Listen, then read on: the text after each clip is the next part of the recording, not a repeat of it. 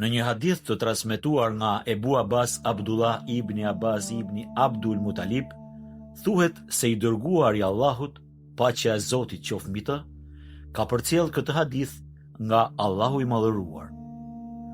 Pasi Allahu i ka përcaktuar veprat e mira dhe të këqija, i ka sqaruar ato. Kush dëshiron me zemër të bëjë një vepër të mirë, por nuk mund ta kryej, Allahu do t'ja shkruajë atë vepër si të kryer. Por nëse dikush dëshiron të bëjë një vepër të mirë dhe e kryen, Allahu do t'i shkruajë atij 10 deri në 700 fish shpërblim, madje edhe më shumë. Kush dëshiron të bëjë një vepër të keqe dhe nuk e kryen, Allahu do t'i shkruajë një vepër të mirë. Por nëse dikush dëshiron një vepër të keqe dhe e kryen atë, atëherë Allahu ja shënon vetëm një vepër të keqe. Mësimet që nxjerrim prej hadithit.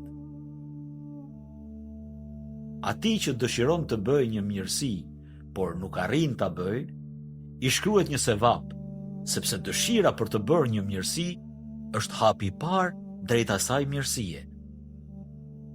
Atij që mendon të bëjë një të keqe, por heq dorë nga ajo për shkak të frikës nga Allahu, i shkruhet sevap sikur ka kryer një të mirë, sepse heqja dorë nga mendimi për të bërë një të keqe është mirësi në vetvete.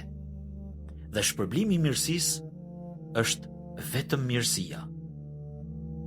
Allahu i Madhëruar nuk e merr në llogari robin e vet për shkak se atij mund t'i vijë në mendje ndonjë mendim i keq. E rëndësishme është që ky mendim të mos shndërrohet në një vendim të prerë dhe qëllim. Edhe pse një mirësi shpërblehet në mënyrë të shumëfisht, për një të keqe shkruhet vetëm një gjuna. Një mundësi e tillë nuk ekziston në asnjë fe apo sistem tjetër përveç Islamit.